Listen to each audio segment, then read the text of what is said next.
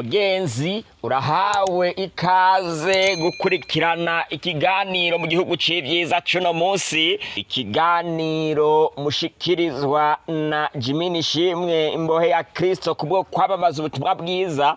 Mwibuke yuko turiko turiga igitabo c'ivyahishuwe kandi turi ku gice ca 14. No musi turi bugisoze.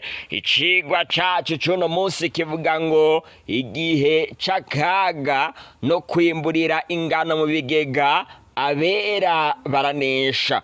Igihe c'akaga no kwimburira ingano mu bigega abera baranesha. Dusenge. Uhoraho Mwami ushobora byose, utegeka bikabavuga bigakomera, izina ryawe nirihabwe icubahiro. Mwami urakoze kubudutoye kugira ngo uduhe ano mahigwe yandi yo kugira ngo twige ijambo ryawe. Mwami turasenze, dusengera haba njewe umusavyi wawe ngiye gushikiriza kino kiganiro, be nuno mwene data agiye kugikurikirana, inyungu zizotuma twempi tubona ubwami bwawe, abarizo utugirira kandi abarizo tugikuramwo, mw'izina ry'umwami wacu Yesu Kristo, amen. Icigwa cacu cuno musi kivuga ngo igihe c'akaga no kwimburira ingano mu bigega abera baranesha. Uko iminsi irushaho kwegera iherezo ry'isi, niko ibintu bikomeza kuba bibi ku rugero ruhambaye. Iki ni igihe ca marayika wa gatatu co kwamamaza ubutumwa bwiwe.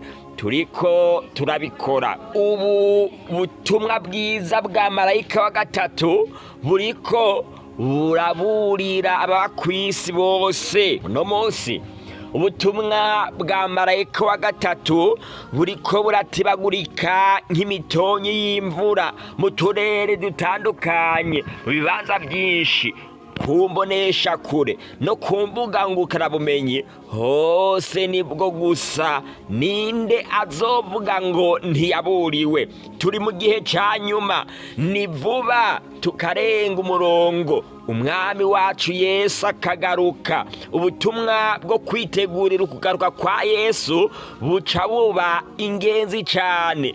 Nta na rimwe higeze habonekaho igihe gisubira inyuma, igihe kibandanya kigenda imbere. Muri iyo nzira ukugaruka kwa Yesu kuradusatiriye cane n'umuvuduko uhambaye. Imbere yuko Yesu agaruka, abamamaza ubutumwa bwa marayika wa gatatu bategerezwa guhura n'agahamo gakomeye. Iyi niyo mpamvu ituma baremeshwa bagasezeranirwa umugisha ngo uhereye none hahigwa abapfa bapfira mu mwami, kandi Mpwema aravuga ati egome ngo baruhuke ubutame bwabo, kuko ibikorwa vyabo bijana nabo bibakurikiye. Ivyahishuwe igice ca 14 ku murongo wa 13. Ubupapa buriteguye kwica abatazobusenga bose. Vuba aha abamamaza ubutumwa bwa marayika wa gatatu bagiye kwitwa abansi b'iterambere. Tugiye kwankwa n'amahanga yose nk'uko Yesu yabivuze muri Matayo igice ca 24. Kwamamaza no kugendera ubutumwa bwa marayika wa gatatu tugiye kubizira. Aho nyene igihe abisi bazoba bariko baraha mu bwoko bwera, Yesu azocaza. Bibiliya ibivuga muri ino mvugo ivuga ngo kandi mbona igicu cera, no kuri kino gicu kivyagiyeko asa n'umwana w'umuntu, yambaye igisibo c'inzahabu mu mutwe, kandi afise umuhoro ukarishe mu kuboko. Umumarayika wundi ava mu rusengero asemerera n'ijwi rirenga, abwira uvyagiye kuri ico gico ati nurungi ku muhoro wawe wimbure, kuko iyimbura rishitse, kandi ivyimburwa vyo kw'isi vyumye uvyagiye ku gicu arekura umuhoro wiwe kw'isi, isi irimbugwa.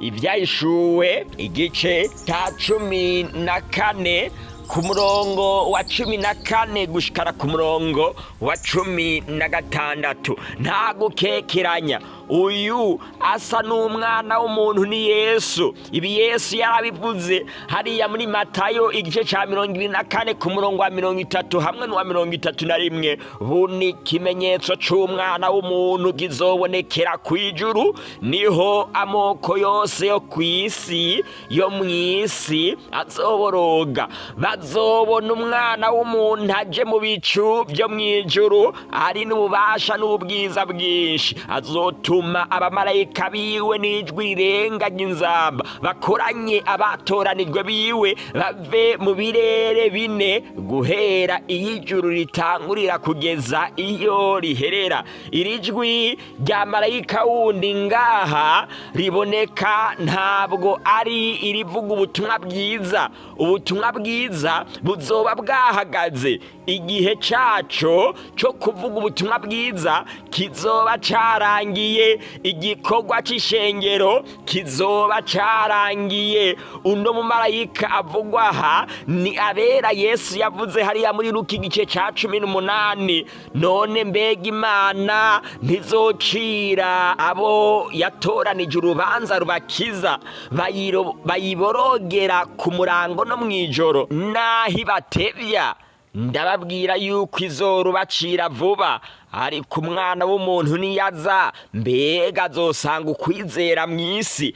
Yesu arerekana neza yuko igihe cyo kuza kwiwe abera bazoba bariko baraboroga basaba ngo Yesu abacire urubanza. Nico gituma ngaha mu Vyahishuwe igice ca 14 ku murongo wa 18 herekana umumarayika asemerera asaba Yesu avyagiye ku gicu ngo arungi ku muhoro yimbure. Bagenzi, ibi birahuye neza cane. Yesu ugutakamba kwacu arakumva kandi azoza kudukiza. Nijwi ry'abagororotsi batakamba basaba ngo Imana ibacire urubanza rubakiza, maze abera, maze kandi bano bera nibo bongeye bagereranywa n'ingano, baca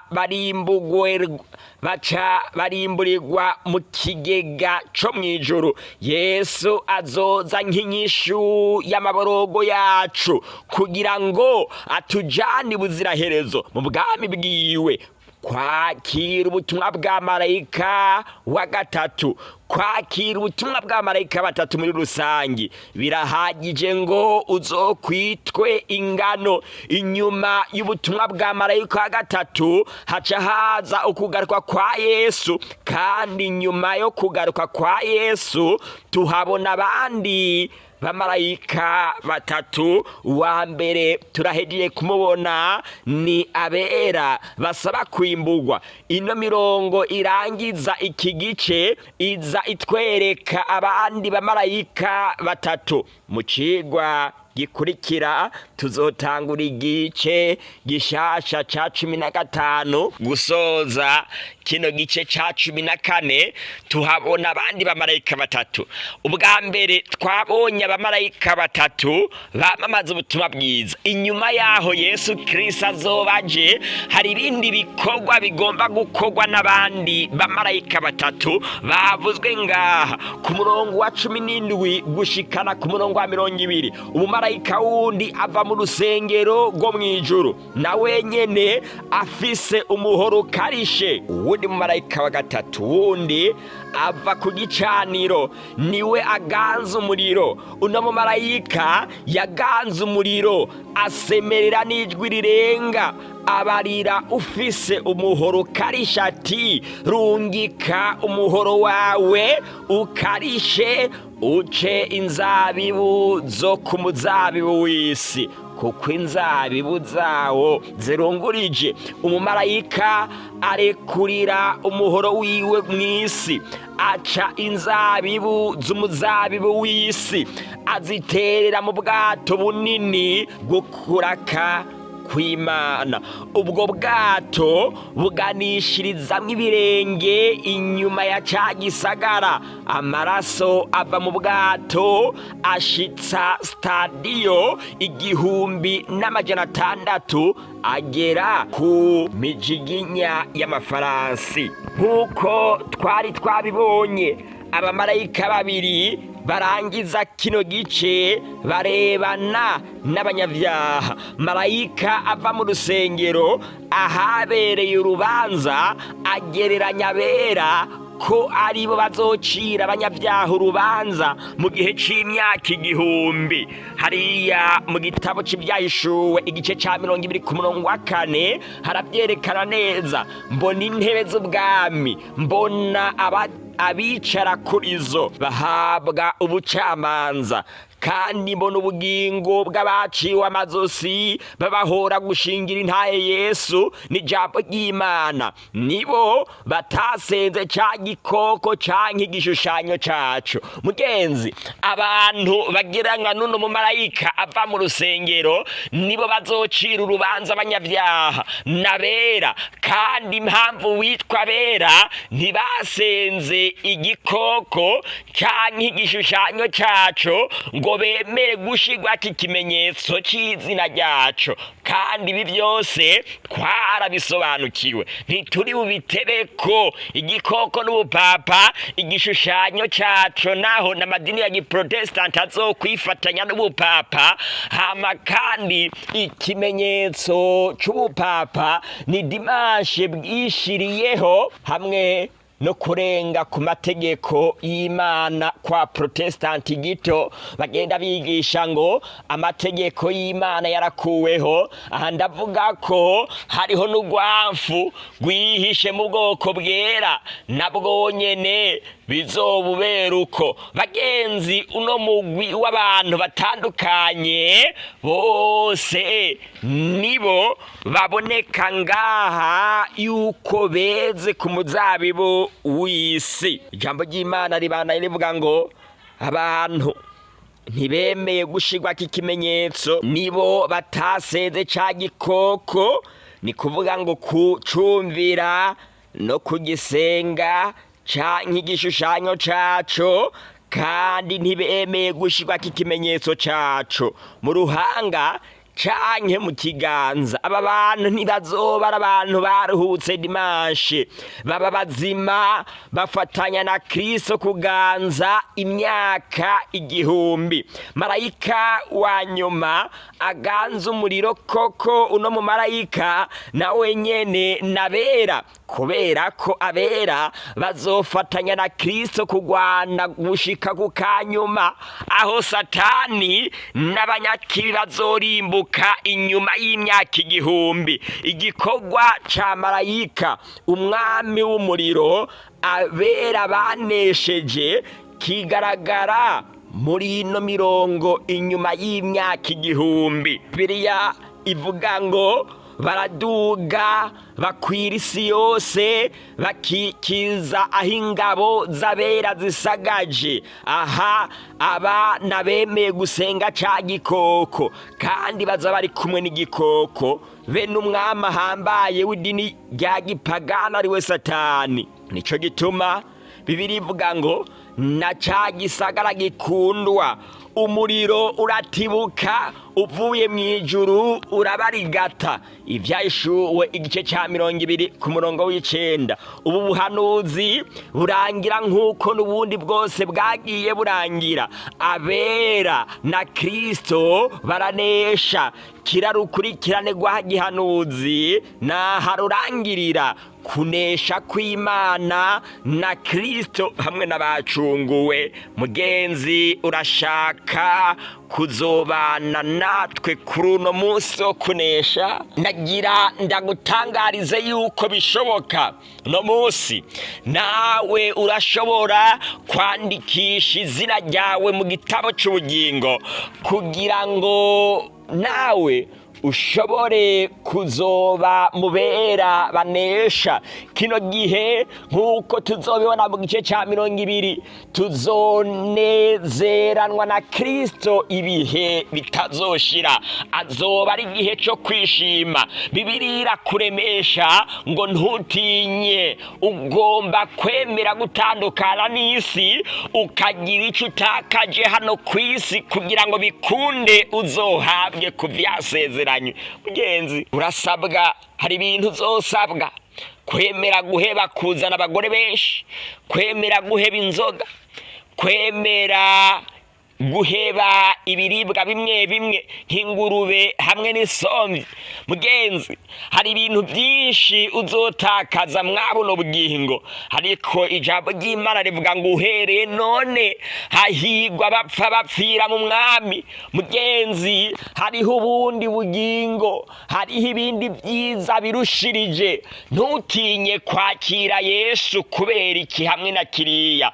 Ntutinye kuvavanura n'imigwi izimiza y'ibinyoma nk'uko twayibonye mwa kino gice cya 14 kubera imvo izi hamwe na ziriya. Fata ingingo yo kwakira Yesu umwami wawe kugira ngo bikunde ube mu mutigiri w'abera basigaye bitondera amategeko y'Imana n'isabato irimwo kandi bafise ukwizera nko kwa Yesu. Nka kino gihe abera bahamagawe ngo bamamaze ubutumwa bwa marayika wa gatatu, ubutumwa bwa nyuma. Bafise ibintu bitatu bibaranga.